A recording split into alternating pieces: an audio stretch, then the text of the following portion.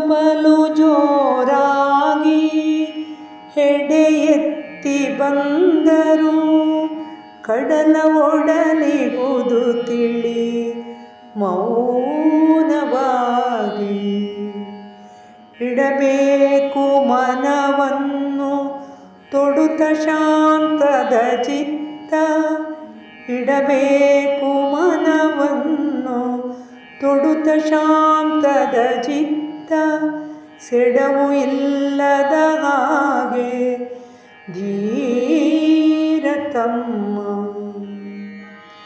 ಸರಿಯಾದ ಯೋಗ್ಯತೆಯ ಇರಿಸಿಕೊಂಡಿರುವವಗೆ ಇರದು ಬಯಕೆಯು ಅಪ್ಪನಾಸ್ತಿಯಲಿ.